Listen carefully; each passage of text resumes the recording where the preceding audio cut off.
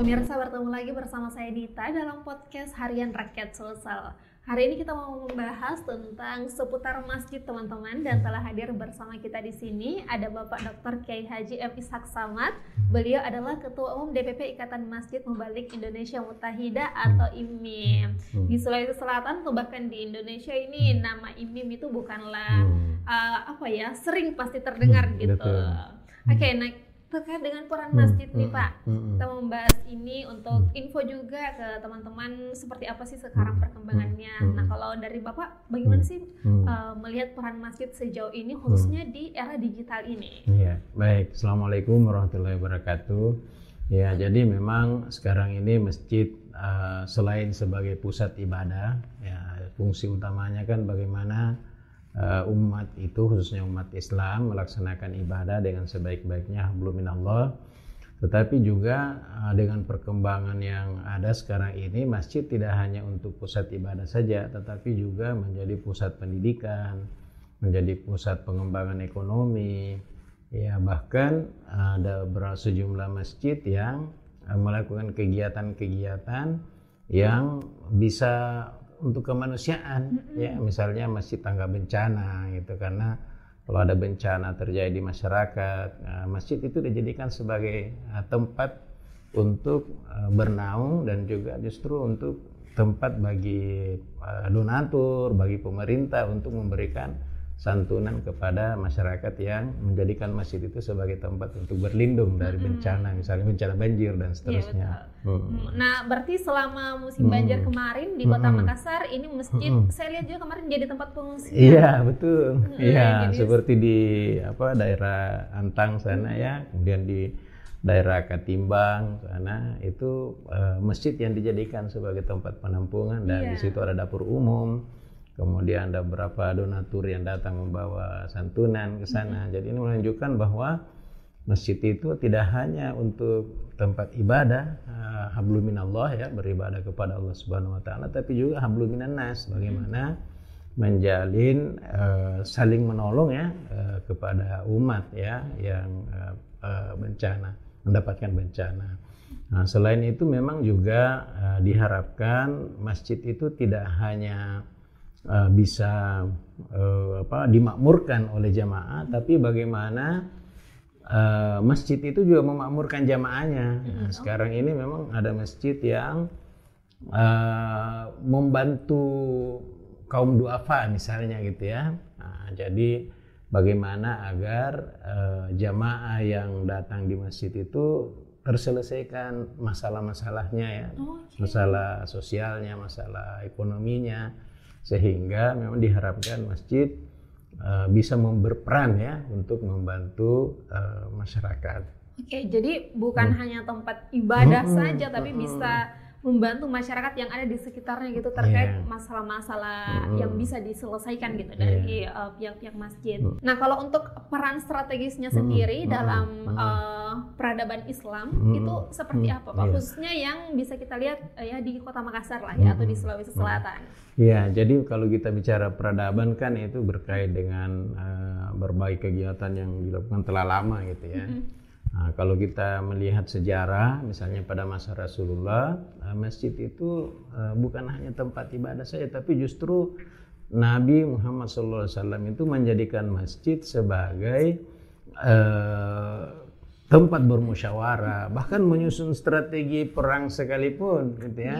Di masjid Nabawi dijadikan sebagai pusat untuk bahkan dijadikan sebagai pusat untuk menerima berbagai macam keluhan dari masyarakat, untuk kemudian menyusun strategi untuk membangun umat, membangun masyarakat. Dan sekarang ini peran masjid itu seperti yang saya sebutkan tadi, tidak hanya dalam bentuk ibadah, tapi bagaimana mendukung, membentuk masyarakat di sekitarnya bisa meningkat ekonominya, pendidikannya lebih bagus. Ya, bahkan kalau kita melihat contoh di Makassar seperti masjid IMIM ya, Nurul Muttahida IMIM, di lantai 2-nya itu ada tempat ibadah, kemudian ada tempat TPA, Taman Pendidikan Al-Quran, kemudian di bawahnya ada gedung pernikahan serbaguna gitu ya, digunakan untuk berbagai kegiatan. Demikian pula di Al-Markas. Bahkan di luar negeri ada masjid yang bawahnya itu lantai satunya itu adalah minimarket gitu ya. Itu lantai atasnya adalah tempat ibadah gitu. Jadi seperti juga di mall, masjid mall gitu kan. Jadi orang berkegiatan sosial, berkegiatan ini, tapi ada masjid di situ untuk juga dijadikan sebagai tempat untuk bersosialisasi, beraktivitas gitu. Oke, jadi iya sih yang di IMIM juga ada tempat serbaguna-nya, jadi gedung pernikahan dan sebagainya. Dan kalau di Makassar sendiri mungkin tapi mungkin belum banyak ya Pak ini masjid-masjid yang bisa diperuntukkan untuk hal seperti yang masjidnya IMIM, karena mungkin bahkan di Kota Makassar itu masih banyak loh Pak mungkin masjid yang tidak buka 24 jam.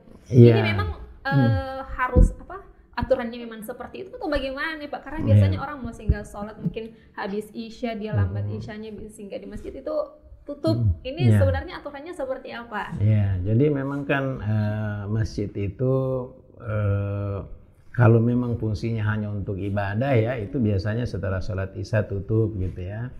Tapi ada memang masjid-masjid tertentu yang misalnya berada di area di mana umat lalu lintas di situ. Bahkan sekarang ini ada masjid yang menyiapkan tempat tidur. Oh, tempat tidur. Iya, jadi ada tempat istirahat gitu ya, tempat rehat. Jadi kalau dulu misalnya ada orang yang tidur di masjid dilarang gitu ya. Ada tulisannya dilarang tidur di sini. Iya, sekarang ini kan pada area-area tertentu ya, atau masjid tertentu di mana orang dalam perjalanan, musafir. Ya, bahkan ada yang siapkan makan gratis, ada yang siapkan Jumat berkah, ya macam-macam gitu. Jadi sekarang orang berkreasi itu menjadikan masjid sebagai pusat kegiatan gitu ya, bukan hanya untuk kegiatan ibadah tapi juga kegiatan-kegiatan sosial, kegiatan pendidikan, kegiatan ekonomi. Ya, bahkan sejumlah masjid itu sekarang ini sudah punya wifi gratis. Jadi anak-anak yang punya tugas di sekolah ya tidak perlu bisa ke masjid untuk mengerjakan tugasnya misalnya ya, dan seterusnya. Oke. Kalau di Kota Makassar ini atau di Sulawesi Selatan Pak ya Pak, ini tempat-tempat atau masjid yang seperti itu letaknya di mana sih tepatnya? Ya, jadi ada sejumlah masjid-masjid yang yang memang melaksanakan manajemen pengelolaan masjid itu yang modern gitu ya. Ya, seperti di Al-Markas, Masjid Raya Makassar, Masjid IMIM sendiri itu ada wifi gitu ya. Ya, Masjid Telkom, ya masjid wifi gratis. Wifi gratis gitu ya. Berapa masjid-masjid yang memang menyiapkan itu untuk masyarakat gitu. Termasuk beberapa masjid-masjid kompleks gitu ya. Nah, selain itu juga ada sejumlah masjid yang tidak hanya wifi gratis ya kan, kegiatan sosial, ada ambulans gitu kan, ada untuk layanan kesehatan ya, ada koperasi ya, seperti salah satu masjid di Perumnas Antang ya, itu Masjid Besar Al-Amin, itu dia punya koperasi, dia punya tempat pemotongan hewan misalnya gitu. Jadi berbagai fasilitas yang dimiliki masjid itulah yang kemudian IMIM kembangkan. Ini akan memberikan IMIM Award dalam rangka Milad IMIM ya, yang ke-61 tahun 2025 ini. Jadi sejumlah masjid itu akan nominasi ya, dimasukkan dalam nominasi untuk kemudian dilakukan penilaian ya dalam hal pengelolaannya, baik itu terkait sarana prasarananya, bidang pendidikannya, bidang ekonominya ya, dan berbagai kriteria yang lain. Oke, nah ini untuk IMIM Award-nya sendiri kalau boleh tahu ada berapa nominasi nih, dan sekarang masih proses ya Pak penilaian atau seperti apa? Betul. Jadi baru-baru ini kita melaksanakan workshop penyusunan instrumen. Nah, itu yang paling penting dulu, apa instrumennya untuk mengukur bahwa masjid itu memang memiliki sarana prasarana yang baik, program yang baik, dan seterusnya. Dan itu dihadiri oleh berbagai stakeholder dari Kementerian Agama, dari pemerintah Kota Makassar, dari utusan ormas-ormas Islam, Dewan Masjid Indonesia. Jadi akhirnya disepakati bahwa inilah instrumen yang cocok untuk dimasukkan dalam kriteria-kriteria Dan setelah instrumen itu disepakati, divalidasi, diverifikasi, divalidasi, kemudian baru-baru ini kita melaksanakan pelatihan asesor. Nah, jadi asesor penilaian masjid. Nah, ini saya sebutnya itu pertama kali di Indonesia pertama kali di Indonesia. Nah, karena biasanya asesor sekolah, asesor perguruan tinggi. Saya juga baru dengar, baru lihat pas lihat berita waktu itu, ada ternyata asesor masjid. Iya. Memang sebelumnya, tahun-tahun sebelumnya itu IMIM sudah melaksanakan IMIM Awards ya, sudah sekian kali gitu. Tapi yang dilaksanakan tahun ini itu lebih luas jangkauannya, karena IMIM kan tidak eksklusif ya, dia inklusif. Jadi dia tidak hanya bergerak untuk majukan masjid yang ada di dalam koordinasi penentuan khatibnya misalnya, tapi juga semua masjid yang memang membutuhkan layanan untuk peningkatan kualitas dan mutunya. Nah, jadi dengan instrumen ini insya Allah masjid-masjid ini alhamdulillah sekarang sudah mendaftar ya, antusias itu mendaftar untuk mendaftarkan masjidnya untuk divisitasi. Jadi pendaftaran itu mulai tanggal 6 kemarin sampai tanggal 10.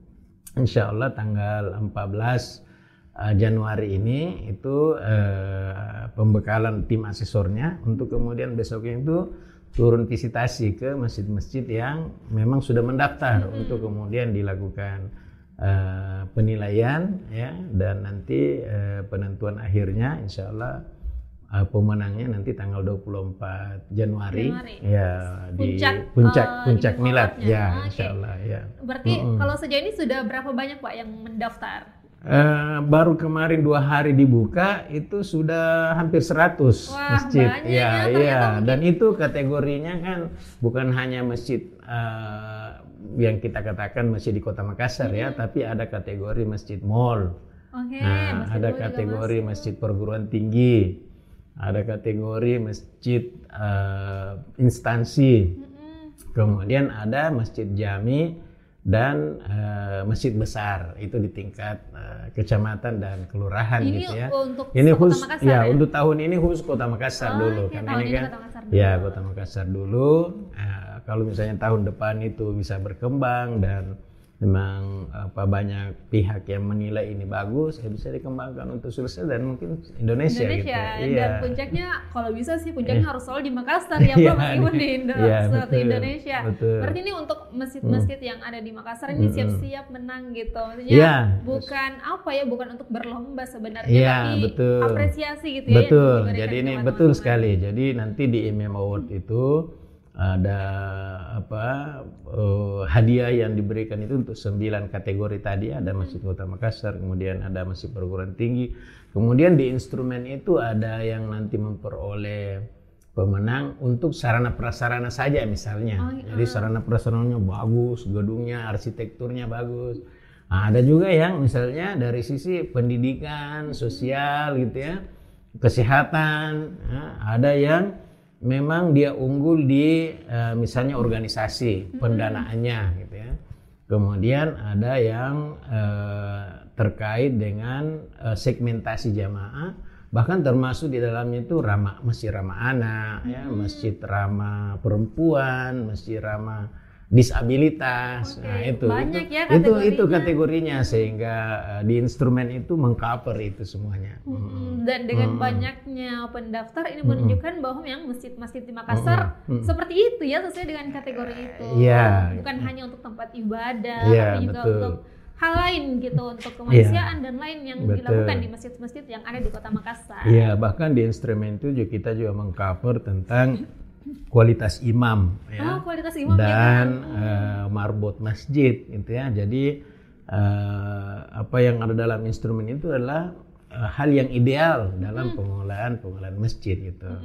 Sehingga ini dengan banyaknya masjid yang mendaftar ini jadi bisa jadi kita lihat bahwa masjid-masjid di Makassar memang sudah menerapkan standar masjid yang bagus ya. Iya, betul. Nah, jadi harapannya ke depan dari hasil visitasi asesor ini nanti kan akan kelihatan di situ bahwa masjid ini kekurangannya misalnya dari sisi pendidikan, kekurangannya dari sisi misalnya layanan kesehatan. Nah, nanti pemerintah memotret, ternyata untuk memberi bantuan ke masjid ini jangan gelondongan langsung seluruhnya gitu kan, tapi dilihat aspek mana yang kurang, sehingga nanti tahun depan itu dia bisa memperbaiki ya sesuai dengan standar gitu ya. Oke, jadi ada follow up, ada tindak lanjut ya dari harapannya seperti ini. itu. Makanya kan keterlibatan pemerintah dalam ini pemerintah Kota Makassar, Wali Kota Makassar ya, kemudian Kementerian Agama, nah, itu untuk kemudian sama-sama nanti melihat memotret bahwa ternyata masjid yang ada di Kota Makassar itu yang sudah bagus, ada yang seperti ini. Nah, kita harapkan juga yang misalnya yang menang nanti itu yang dia sudah memenuhi standar kriteria instrumen itu, harapannya tahun depan dia bisa membina masjid di sekitarnya, gitu betul, sehingga akan lebih banyak masjid yang berkualitas gitu ya.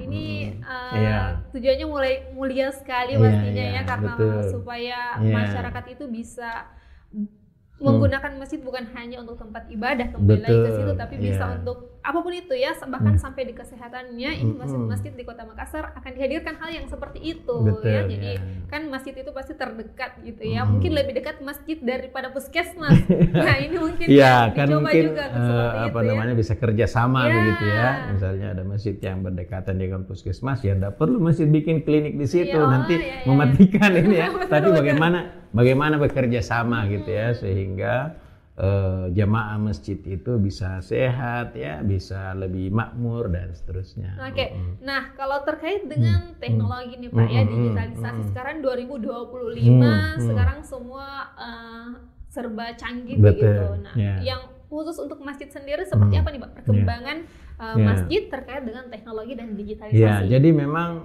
di IMIM ini sudah dikembangkan platform digital gitu ya, namanya imim.id. Cari ustadz, undang ustadz, cari masjid. Jadi di platform itu para mubalik itu memasukkan datanya, profilnya ya. Kemudian nanti jamaah itu melihat-lihat, jadi kayak etalase gitu ya. Saya mau yang mubalik yang spesialisnya begini gitu ya. Dia ahli di bidang ekonomi misalnya.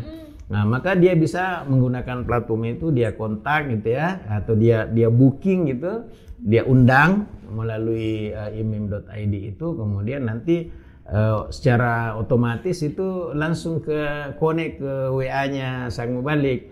Apakah dia bersedia untuk menerima undangan itu atau tidak gitu kan. Nah, jadi tidak lagi manual gitu ya, ditelepon, halo ada waktu tanggal sekian, tidak. Jadi itu sudah otomatis mesin yang ini. Demikian pula masjid. Jadi masjid-masjid itu kita misalnya bisa membuka imim.id itu dan melihat masjid-masjid apa kegiatan-kegiatannya. Ada pengajian tasawuf di masjid ini. Jadi jamaah bisa memilih datang ke sana gitu. Gitu. Berarti buat teman-teman yang belum tahu imim.id ini, di situ ada banyak fitur-fitur ustaz masjid di Kota Makassar, dan ini sudah berlangsung ya Pak. Nah, kalau untuk ustaz-ustaznya sendiri ini seperti apa supaya mereka bisa masuk dalam etalase ya, seperti etalase mungkin itu bagaimana Jadi Pak? di platform itu para ustadz termasuk Ustadz Latif, saya yang terkenal itu, tidak apa-apa dia tetap masukkan di situnya profilnya ya, kemudian dari berbagai ormas. Jadi platform ini bukan hanya mubalik yang katakan dikelola oleh IMIM selama ini gitu, tapi mubalik siapa saja silakan memasukkan profilnya di sana, karena masyarakat juga bebas memilih gitu kan, untuk kemudian sesuai dengan apa yang menjadi keinginannya gitu. Sesuai dengan profil mana yang dia ini. Jadi ini kita gunakan untuk mempermudah sebenarnya, mempermudah umat, mempermudah masyarakat, daripada misalnya pusing, saya mau adakan acara akikah, pusing cari ustaz. Siapa ustadz ini yang saya udah perlu, cukup buka imim.id langsung banyak di situ, tinggal lihat, saya mau ini ya, tinggal ketik, check out ya. Gitu. ini betul-betul kayak sesuai zaman memang, sesuai teknologi dan memudahkan teman-teman untuk cari ustaz. Iya, karena dulu itu waktu kita sistem manual ya, setiap ada staf kami itu setiap hari harus menghubungi, misalnya untuk khatib Jumat saja ya, menghubungi misalnya 300 mubalik 300 masjid dari Senin sampai Kamis. Ustadz, Anda nanti khutbah di masjid ini. Oh, itu kan dihubungi tiap hari gitu kan, manual lah. Tapi dengan sistem ini tidak perlu lagi kan. Langsung yang mau dengan ustaz. Iya, jadi masjid langsung mengetik di situ, terus ada masuk di WA-nya ustadznya bilang kalau dia misalnya dia oke, dia oke kan, kalau tidak dia bilang mohon maaf, maka langsung ketahuan oleh yang mengundang tadi gitu. Oh kayak apa ya, ini intinya memudahkan kayak untuk berhubungan langsung dengan ustaznya gitu ya, tanpa perantara lagi bisa langsung gitu dan bisa langsung memilih karena di situ profil-profil para mubalik itu jelas itu kelihatan semuanya gitu. Kelihatan dia bidangnya keahliannya apa gitu ya. Betul. Ini sangat-sangat memudahkan untuk teman-teman yang butuh ustaz gitu ya. Dan pastinya ini semua profesional ya, ustaz yang ada di dalam imim.id ini. Nah, kalau ini memang etalasenya itu atau profil-profil dari ustaz ini, imim yang mengupload gitu, mengunggah, atau memang dari pihak ustaznya sendiri nih? Ya, jadi ketika sudah membuka imim.id, nah di situ nanti ada register. Nah, kalau dia mendaftar gitu ya, dia tinggal isi profilnya sendiri, dia masukkan link YouTube-nya, dia masukkan ininya ya. Kalau ada verifikasi berbentuk portofolio ya? Iya, kalau misalnya dia kesulitan, dia bisa langsung telepon staff untuk kemudian dibantu membenahi profilnya itu. Berarti sudah profesional, ahli di bidangnya. Ini bakalan memudahkan teman-teman untuk dapat ustaz, betul-betul cari ustaz dan itu ya. Iya, jadi imim tadi itu undang ustaz cari masjid. Undang ustaz cari masjidnya. Jadi teman-teman yang butuh masjid tapi ini harus tidak bisa digunakan secara offline ya, harus online ustaz. Iya, ada internet gitu kan. Ada internet. Jadi buat teman-teman mungkin ini kalau masjidnya di Kota Makassar saja atau seluruh Indonesia? Untuk sementara ini masih Kota Makassar. Masih Kota Makassar. Nah, teman-teman mungkin yang ada di suatu tempat di Kota Makassar dan bingung mau cari masjid ataupun cari ustadz, boleh ini ya. Langsung saja kunjungi laman imim.id. Di situ jelas ustaznya jelas, ahli, dan juga masjidnya juga jelas gitu.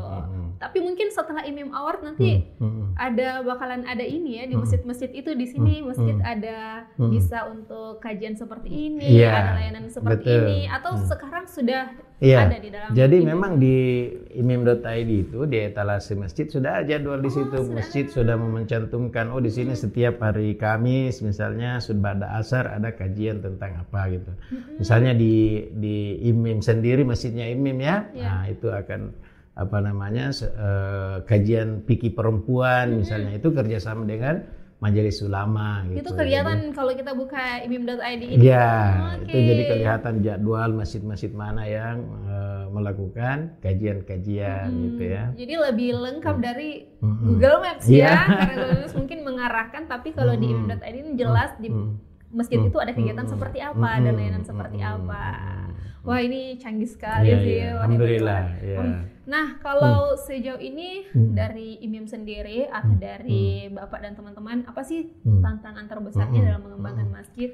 Iya, jadi memang tantangan terbesarnya adalah bagaimana umat itu menyadari bahwa fungsi masjid ini itu bukan hanya untuk ibadah saja, tapi bagaimana mengembangkan berbagai program-program. Karena kita lihat kan ada masjid yang dananya itu sampai ratusan juta gitu, mengendap saja gitu kan. Padahal harusnya itu dikembangkan program-program yang kalau misalnya dari segi fisik bangunan sudah bagus, nah dikembangkanlah program-program untuk kegiatan-kegiatan yang bisa menjadikan jamaah masjid itu lebih makmur gitu kan. Nah, mungkin ya katakanlah kita selalu mencontoh itu pengelolaan masjid seperti di Yogyakarta ya, Masjid Jokorian gitu ya, sampai harus minus itu saldonya karena dia banyak membantu jamaah gitu kan. Nah, jadi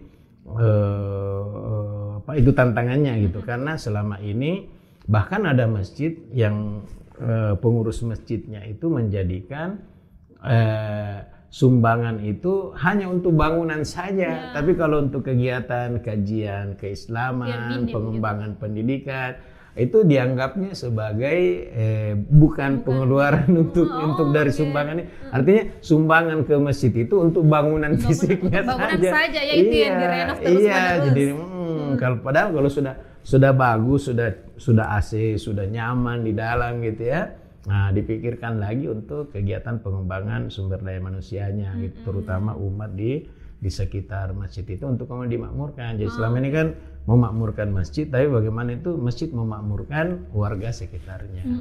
Jadi itu yang masih jadi tantangannya Pak sejauh ini saya kira, untuk karena pengurus masjid bagaimana? Iya, bagaimana mengubah mindset itu satu, yang kedua ya kita berharap bahwa pengurus masjid itu bisa mengembangkan pengelolaannya ya, sehingga banyak program-program yang bisa berjalan gitu. Betul program sekali. Pendidikan, program ekonomi, program sosial, program kesehatan ya, sehingga masyarakat di sekitarnya itu bisa merasakan manfaat, walaupun memang fungsi utamanya adalah untuk beribadah kepada Allah Subhanahu wa taala.